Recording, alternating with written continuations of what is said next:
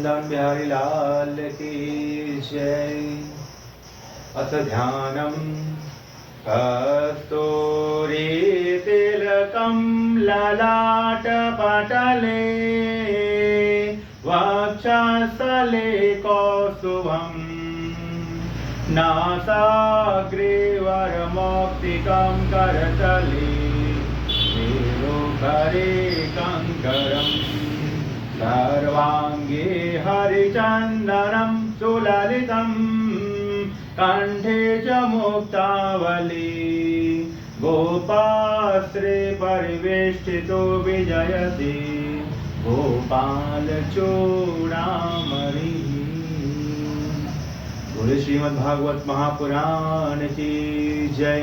श्री कृष्ण भगवान की जय। जय जय श्री राधा, जय जय श्री राधा। आप श्री भक्तों का हमारा स्वागत है। जी वृंदावनपुरी में गए, वहाँ उन्होंने भक्ति के कष्ट दूर करने का सोचा।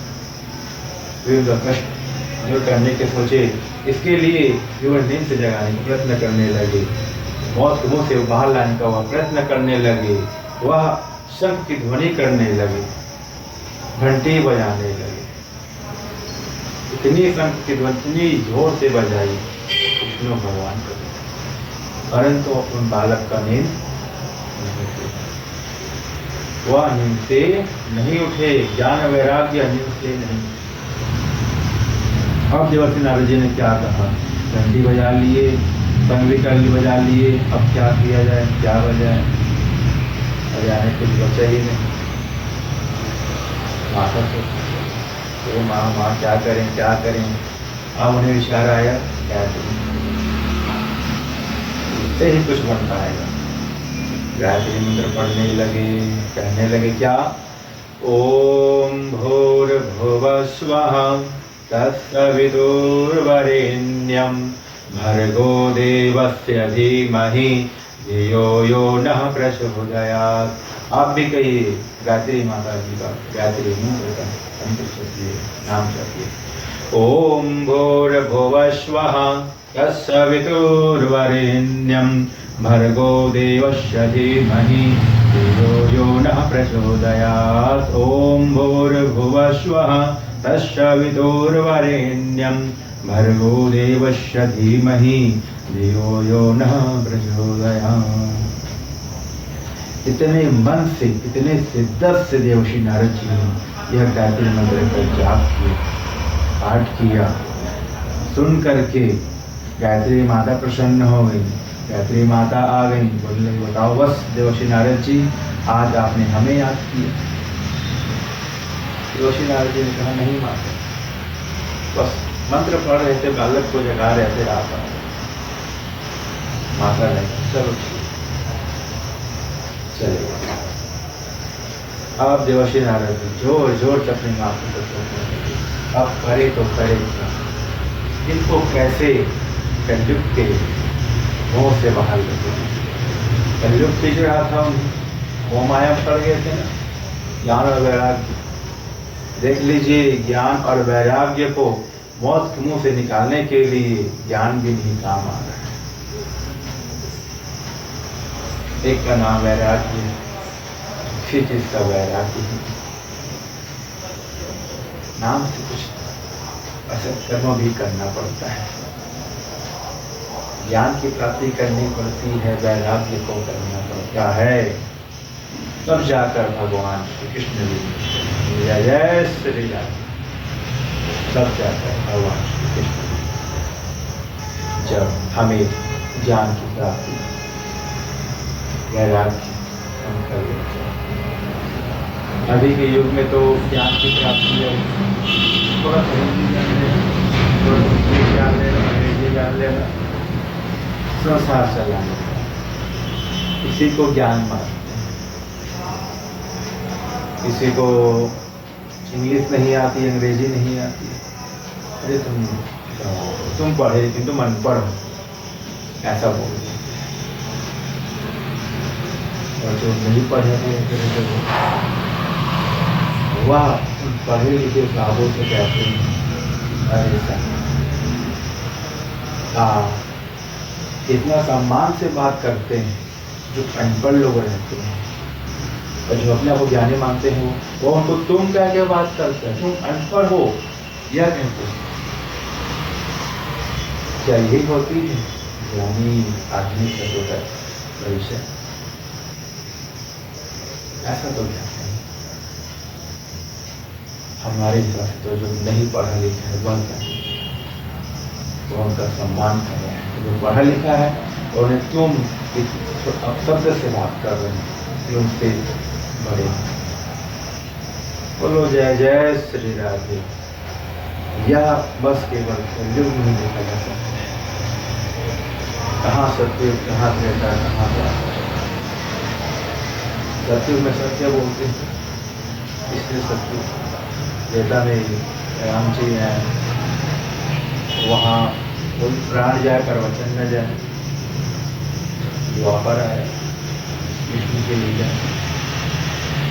सबको मोक्ष की प्राप्ति की भगवान का दर्शन।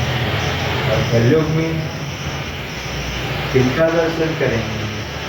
कहते हैं राम जी किसी भी रूप में आ सकते हैं, मनुष्य रूप में आपके यहाँ आ सकते हैं, आपके दरवाजे पर आ सकते हैं, बोले भी शाम। क्यों? राजा बलि के यहाँ विष्णु भगवान जी वामन उनके तो गए थे, क्या बोले भिक्षाम दे। तो पहले कौन भिक्षा दी? माता उमा ने भिक्षा दी, तो वह कैसे जाए? उन्होंने भिक्षा।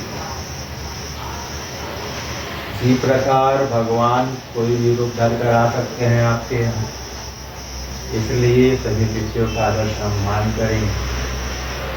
सभी ने भगवान को ढूंढिए, भगवान आपको ढूंढिए। मोक्ष की प्राप्ति करने तो कलयुग बस केवल भगवान का नाम। तो जय जय श्री राधे, जय जय श्री राधे। देवर्षि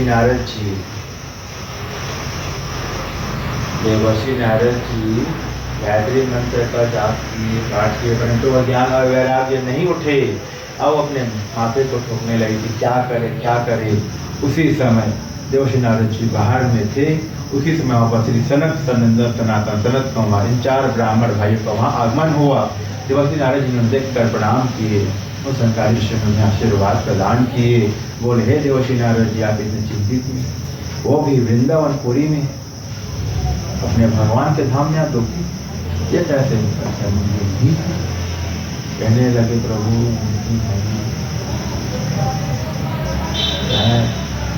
भगवान से मैं इनकी समस्या को सुलझाने के लिए आया हूँ प्रभु। अब आप ही ज्ञान देता हूँ, कौन सा कर्म करो तो कलयुग भाई, कौन सा कर्म करो, कौन सा सब क्या पाठ करो मैं, जिससे कलयुग का जो है वो दूर हो। संध्याधीश्वर ने कहा किनसे कलयुग भाग जाए? कलयुग को कौन भगा सकते हैं? एक ही थे राजा परीक्षित, वही भगा पाए अपने मृत्यु तक, फिर वो भी भाग। कहाँ से भगाना चाहिए? वो कहने लगे आइए तो सही, कोटिया में चलिए सही, मैंने प्रयास कर लिया, आपकी बारी, आप प्रयास कीजिए, देखते हैं कितना ज्ञान है। अच्छा, इनको जो कलयुग का लगा है, कलयुग का चलते हैं, बोले देवस्था जी बोले प्रभु हमें तो यह मालूम है, तो कुछ बताइए। संस्कारी सुंदर बाकी का आपने नहीं प्रभु, इनका कुछ बताइए, ज्ञान और वैराग्य को कुछ बताइए। तब संस्कारी ने कहा पहले आप हमें बताइए कि आपने क्या क्या कर्म किया, सत्कर्म किया है। उन्होंने कहा घंटी बजाई, ठीक है, शंख बजाए, मंत्र का जाप किया, पाठ किया, परंतु क्या आपने इन्हें श्रीमद् भागवत की कथा सुनाई? श्रीमद् भागवत की कथा यह तो मैं आपसे आपके मुख सुन रहा हूँ। शंकाजी ऋषि ने कहा चलो ठीक है, हम आप लोग को सुनाते हैं। अब वे लोग वहाँ पर जुट करके भक्ति, ज्ञान, वैराग्य, जोश, नारद जी और शंकाजी समेत वे लोग यमुना नदी के तट पर चले गए और वहाँ पर उसका आसन जमा करके वहाँ बैठ करके उन्होंने शंकाजी ऋषियों ने श्रीमद् भागवत कथा प्रारंभ की। तब शंकाजी ऋषियों से देवर्षि नारद जी ने प्रश्न पूछा। इसे देवर्षि नारद जी ने कहा, ये शंकाजी ऋषि जी, अरे पहले आप यह बतलाइए, क्या यह श्रीमद् भागवत कथा से ऐसे कौन कौन से पापी लोग हैं जो पवित्र हो जाएंगे, उसके मुझे आप बतलाइए। तब देवर्षि नारद जी प्रश्न करने के पश्चात श्री शंकाजी ऋषि ने कहा, आपका प्रश्न बहुत अच्छा उत्तर है। शंकाजी ऋषि ने कहा, हे देवर्षि नारद जी, जो निरंतर पाप किया, सदैव दुराचार में तत्पर रहते हैं, जो कुटिल स्वभाव के हैं, दूसरे को उन्नति के राह पे चलते हुए देखकर वे लोग उड़ते हैं, जो अपने माता पिता की निंदा करने वाले हैं, जो आश्रम धर्म से रहित हैं,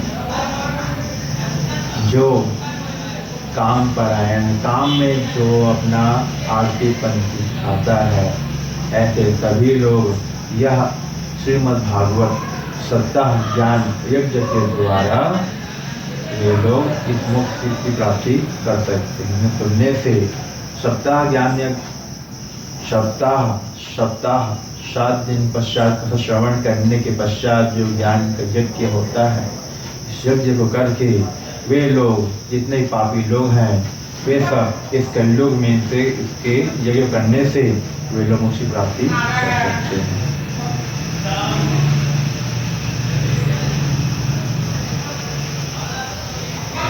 बोलो जय जय श्री राधे, जय जय श्री राधे।